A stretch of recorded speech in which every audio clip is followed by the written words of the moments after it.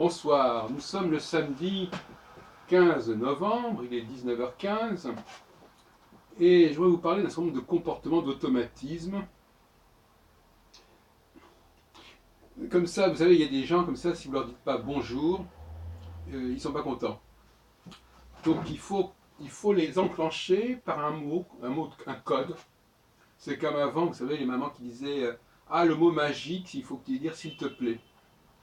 Cette façon de robotiser les gens est assez étrange, en fait, plutôt de se robotiser soi-même. Dire à quelqu'un si tu ne dis pas telle chose, moi je ne me déclenche pas, c'est un petit peu inquiétant. Donc il y a une espèce d'instinct robotique là, chez certaines personnes qui correspond à une sorte de déterminisme profond en fait. Hein. Il s'aligne sur les machines. Il faut mettre une puce, il faut mettre une carte, il faut prononcer un sésame, comme pour ouvrir la caverne d'Ali Baba. Et voilà donc comment ils veulent fonctionner. Et c'est devenu extrêmement évident. Alors, évidemment, il y a le merci qu'on attend automatiquement pour pouvoir détendre. Et si on n'a pas entendu merci, on n'est pas content, pardon. Toutes les règles de politesse sont liées à des automatismes. Je crois que ce n'est pas assez connu ce phénomène, n'est-ce pas? C'est-à-dire que ce sont des codes, des mots-clés qui sont considérés comme nécessaires pour qu'un processus puisse s'enclencher correctement. Alors, qu'est-ce que je pourrais dire d'autre? Oui, tout à l'heure, à la Bibliothèque nationale, quand j'ai rendu mes livres, la personne n'a pas compris ce que je lui ai dit, d'abord parce qu'ils emploient beaucoup d'étrangers qui ne comprennent pas le français correctement. Je lui ai dit un truc, elle a compris l'inverse. Et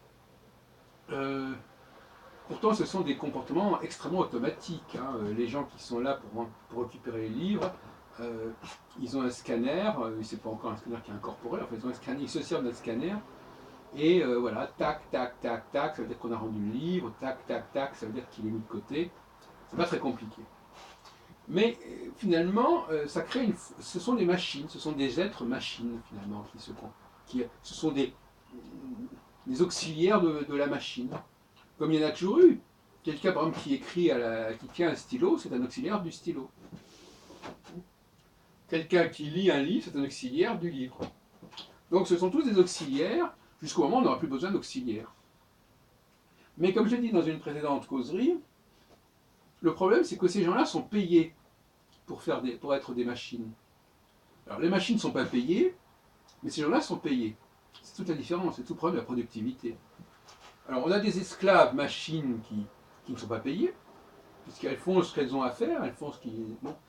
Et bon, elles ne sont pas des tas d'âmes non plus. Et puis il y a des gens qui ont un statut d'esclave et qui sont payés et qui coûtent très cher à la société à cause de cela. Et inversement, il y a des gens qui ne se comportent pas comme des machines et qui ne sont pas payés. Alors là, je vois à mon avis une forme de dysfonctionnement, hein, très certain. On paye des gens pour faire des choses qui relèvent presque du comportement machinal, de la reproduction, de l'application, et on paye très très mal, et de manière très aléatoire, les gens qui sont créatifs, les gens qui font des recherches, les gens qui avancent dans leurs travaux. Et puis alors, il y a un dernier point que j'aimerais bien aborder comme ça rapidement, c'est la question des jeunes. Alors, je ne sais pas, par exemple, dans le domaine de la musique, on dit, ah oui, on va prendre des jeunes, voilà, on va rassembler des jeunes qui vont jouer de la musique. Bon, moi, personnellement, bon, c'est vrai que je ne suis pas jeune, je ne suis plus jeune, mais je supporte mal ce genre de propos parce que les jeunes, ils n'ont pas fait grand-chose nécessairement, et les vieux, ils ont quand même un capital, ils ont un bagage, ils ont fait des choses, et il serait quand même intéressant de voir ce qu'ils ont fait. Donc là, je ne suis pas très bien non plus ce genre de problématique, mais ça me rappelle le fait que les femmes sont très à l'aise avec des gens qui n'ont rien fait. Les enfants, par exemple. Les gens dont on n'a rien à apprendre parce qu'ils n'ont rien fait. On n'a rien à connaître. Dès qu'il s'agit de faire l'effort de connaître, de se renseigner sur la personne de façon spécifique, et non pas comme une espèce de... Pas de genre, les enfants ont besoin de ceci, les enfants il leur faut cela, de manière générale, la généralisme. dès qu'il s'agit de travailler sur le cas particulier, le cas singulier, elles sont plus du tout à leur aise. Voilà ce que je voulais dire globalement.